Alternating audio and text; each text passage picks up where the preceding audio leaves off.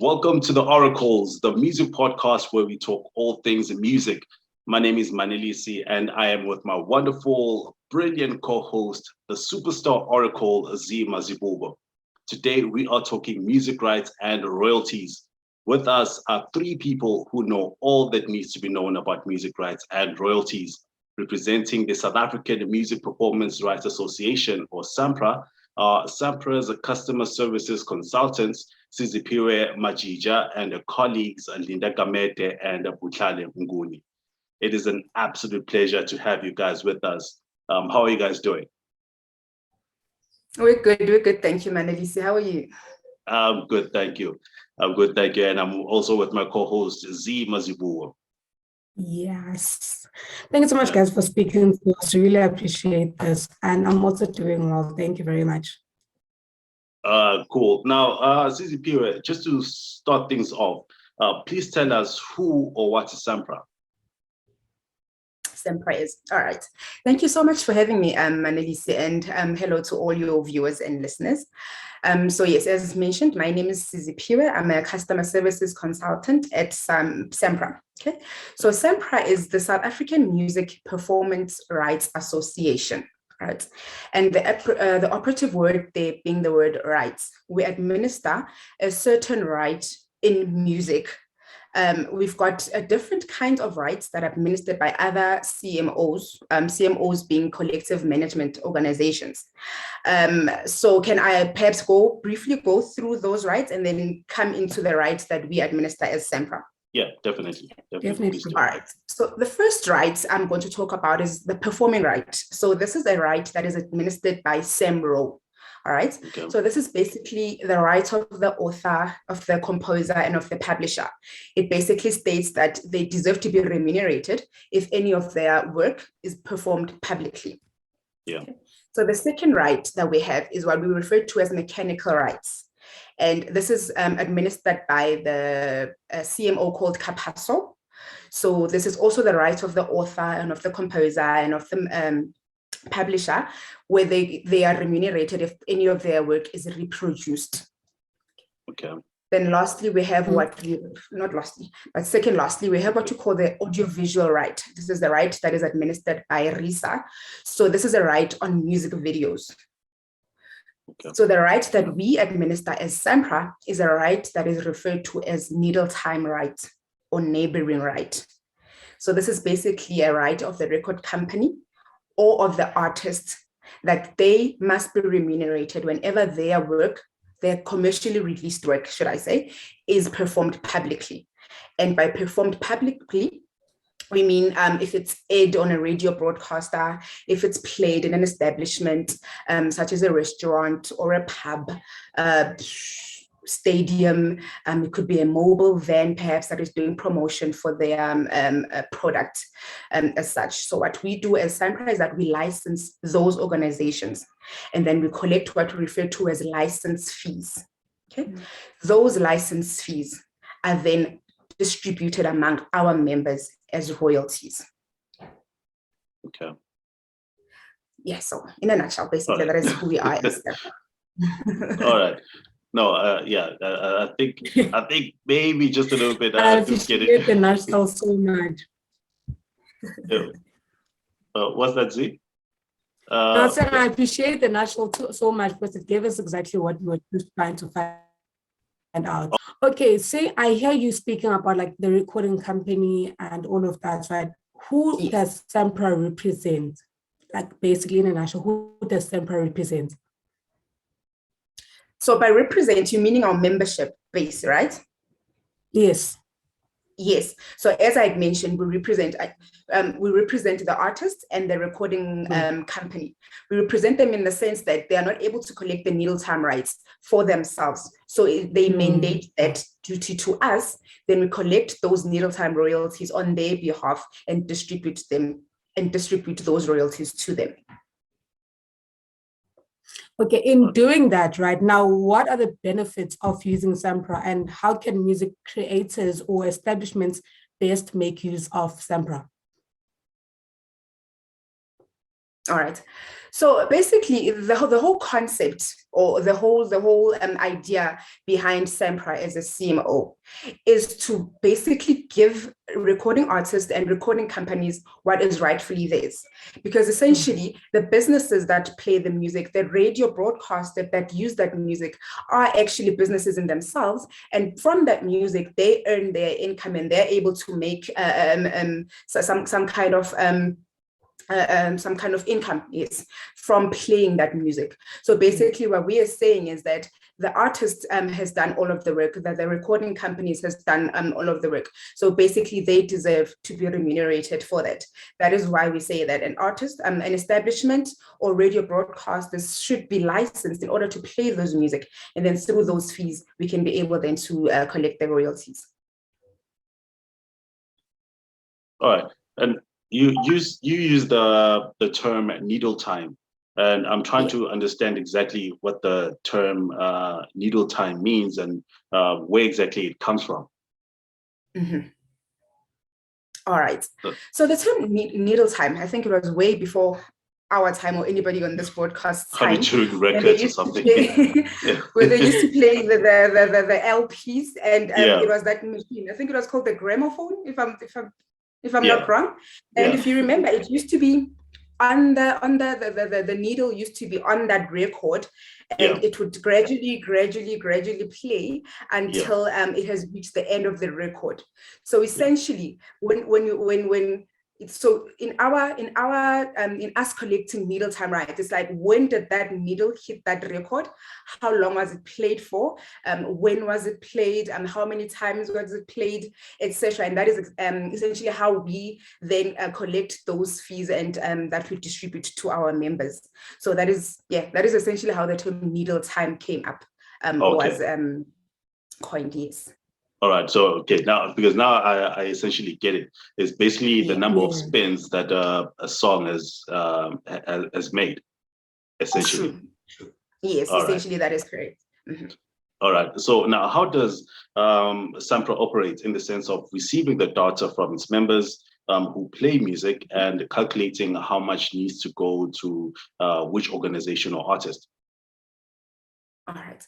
So that is a function that is administered mostly by our licensing department. All right.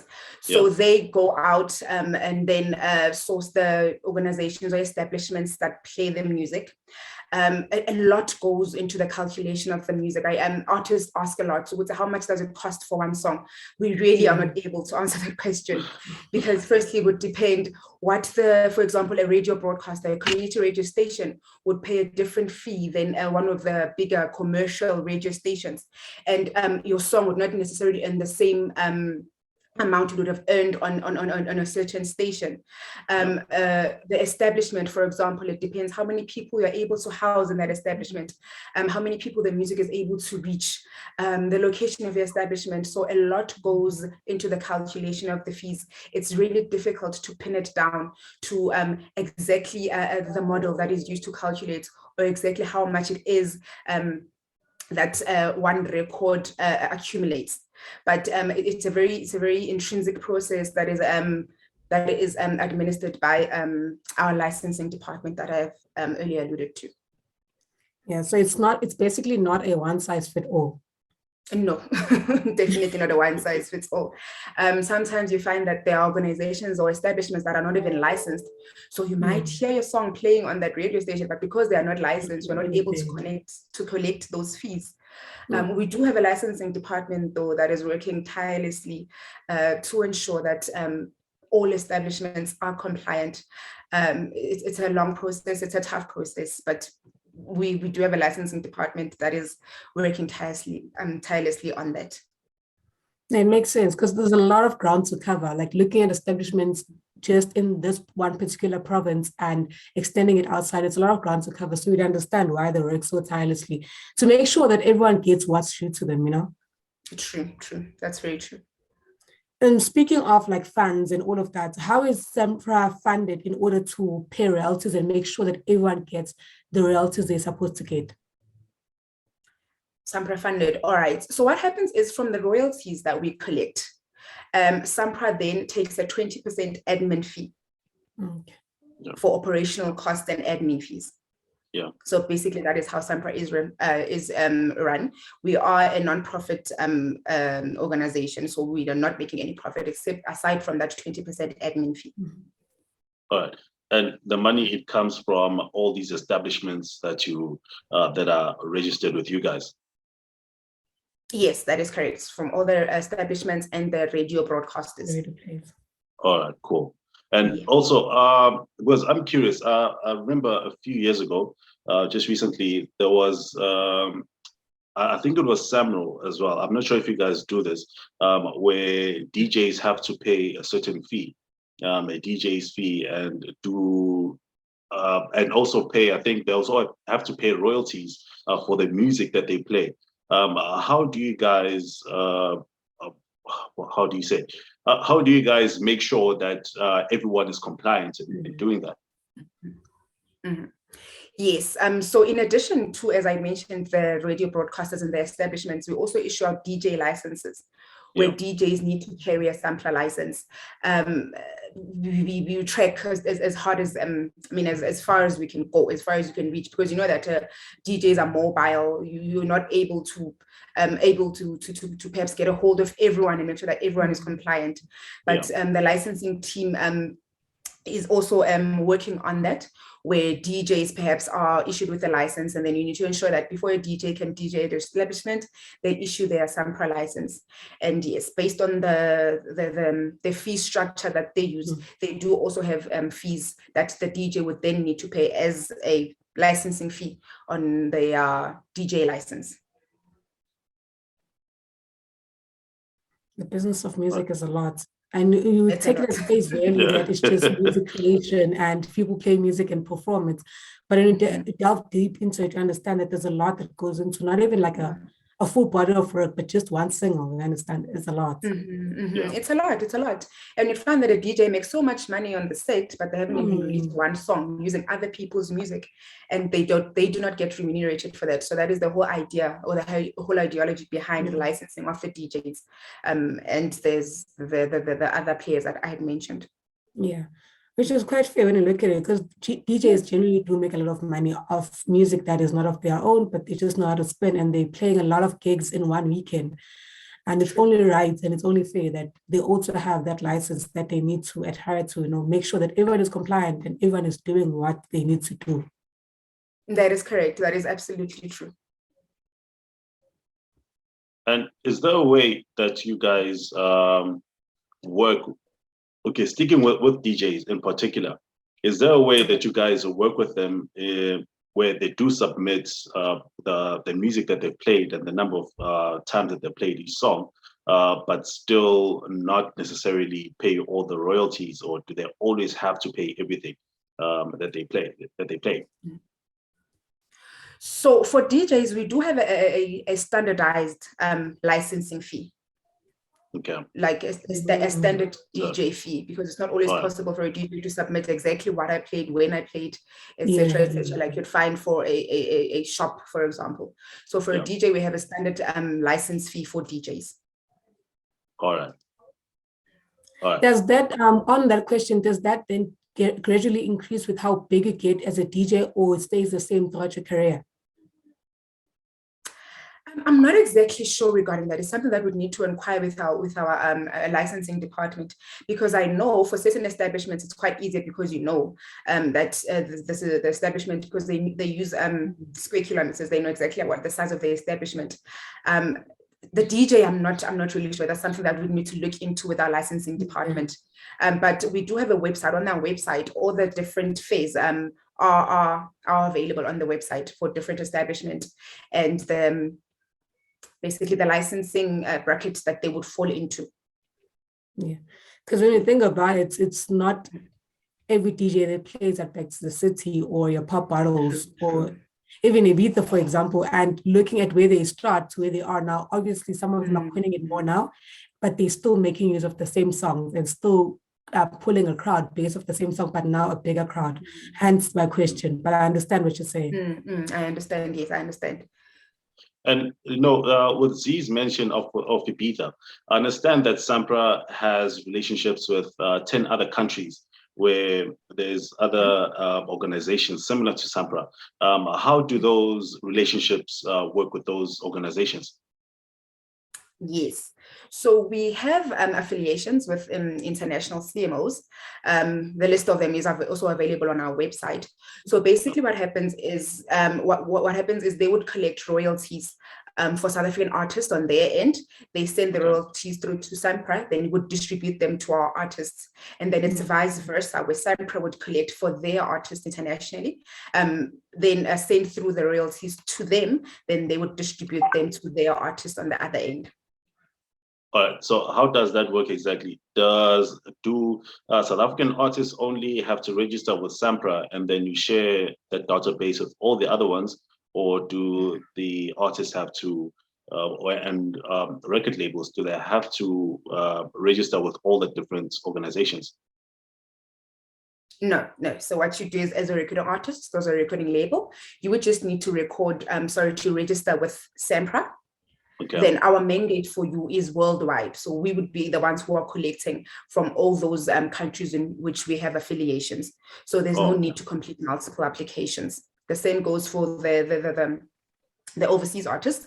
They just need to apply with their CMOs. Then as mandated by their CMO with SAMPRA, SAMPRA would then collect on this end. That is a huge database. You guys have. I can imagine. It's a very huge database. Yeah, that's a very, very big database.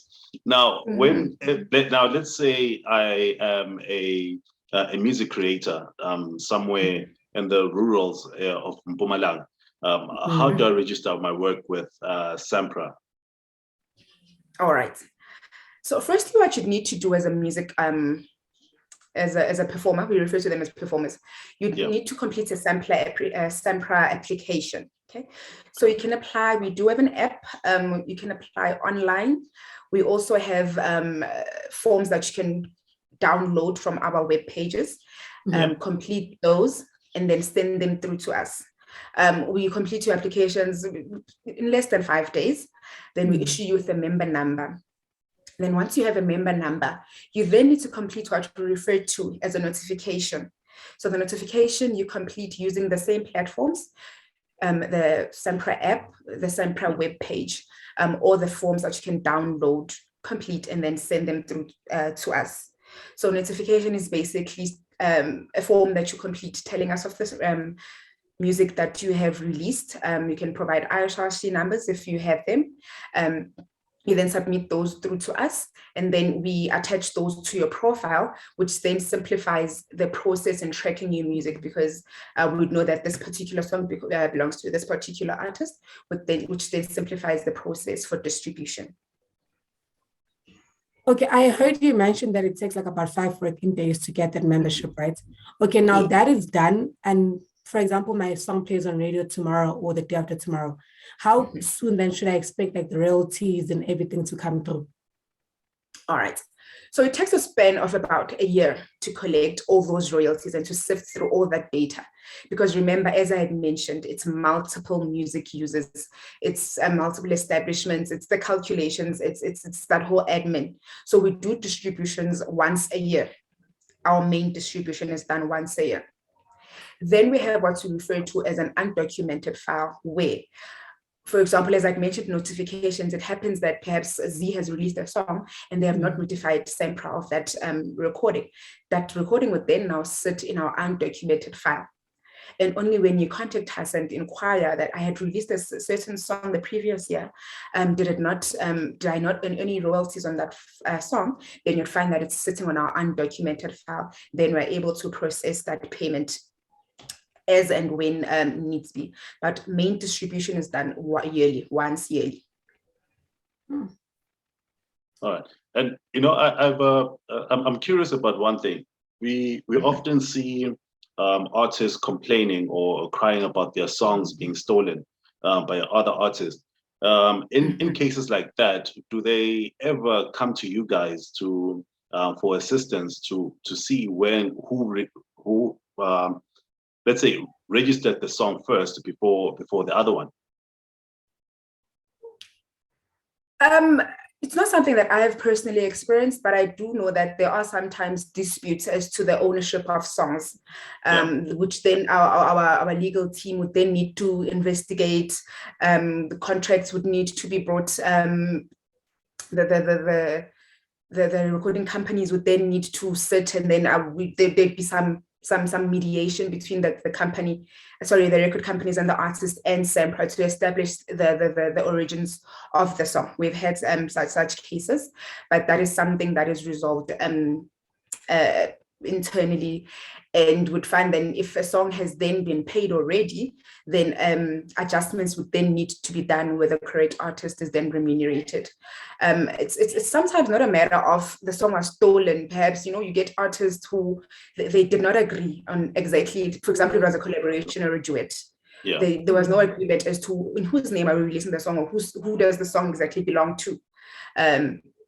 But that is something that is resolved. SAMPRA is able to mediate in that, and then the funds would be then allocated to the correct artists. All right. So it's a similar case. Is it also a similar case when samples are made from different songs? All right. So as I mentioned earlier, we administer the right that is called the performing rights. So it could be that you had sampled someone's song. Then when you sample the song, you would release the song under your name. Yeah. But remember, it's not the original song. So that is the song that you are performing. That song is now, you are the performer of that song. So you'll be paid the royalties for that song. However, the original author of the song and the composer of the song will then be paid the performing right that is administered by SAMPRA, because you do not own the rights to the original lyrics and the composition of the song. So you'd be paid as a performer, the royalties for the performer, but initially, essentially, the song does not belong to you. So the composer and the author would then get their royalties for their role in the authoring of the song. Yes. Like, it explains it so greatly, because like a lot of questions are always around this whole sampling thing and how it works, right? And people always get the wrong end of the stick, basically saying you owe this person so much, but then forgetting that the artist that is performing the song is also supposed to get those performing rights. So you just explained it so thoroughly for us. Thank you so much. Glad I could explain that. Zia, I don't know, do you have any other questions? I like how earlier she said in a nutshell, but then she gave us everything I needed. Yeah. So I'm here for that. Attention to detail. I love it. Yeah. I really don't have anything more. She gave me everything I wanted to find out, really. Yeah. All right. So if you guys have got no further questions, I just wanted to touch additionally, over and above what we offer as SAMPRA, we also have what we refer to as the SAMPRA Development Fund. Yeah. So this is like the corporate social investment arm of SAMPRA. So it's basically funding that is offered to artists and industry players for different products that we offer. Right. So we fund, I'm just trying to get this up here. We fund training and development.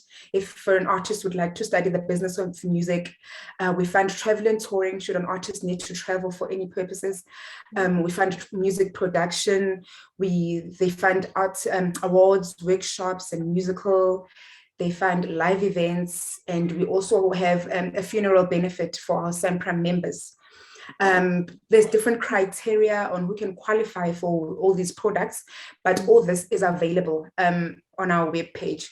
So just so that artists can be on the lookout, there is a call that is made a couple of times a year. It has closed now. I'm not sure exactly when it's opening, but they can stay tuned on our social media platforms for more information regarding that. So, but when they do visit our web pages, they should just be aware that we also do have a SAMPRA fund that offers these different products that they can apply for. All right, cool. I'm actually glad that you mentioned that, because I was about to ask what other things SAMPRA has going on. But I also noticed, I think Java was with you guys, I think last week or the week before. What is the relationship that you guys have with artists, especially like Java, and what was happening around that? Right. I was not part of that meeting, so I'm not exactly sure what was exactly happening regarding with Java. But yes, the relationship that we basically have with artists is an artist being a member of SAMPRA, where we are collecting the royalties. And then, as I was mentioning, the funding, where an artist is funded by SAMPRA for particular projects that they're doing at that time. I'm not sure if Java is a recipient in this particular period. I'm not really sure regarding that, but yes, that is the relationships that we have with our clients and our members, where we fund them for particular projects that they're busy with at that time, or particular travels that they'd like to embark on, or the studying with the Academy of Sound Engineering, as I had mentioned earlier. Right. You guys really are about the artist and putting people first. And I really appreciate it so much. Yeah, we try. It's only fair. It's only fair that the artists get what is due to them, because so much of their music is airing out there. So much of their work is aired out there, and it's only fair that they also get remunerated for their role in that music that they had released. Not true. Just to add on there as well, Piwe, for the funding as well, we also have two options of the fund where you don't necessarily have to be an artist. For an example, you guys have a podcast.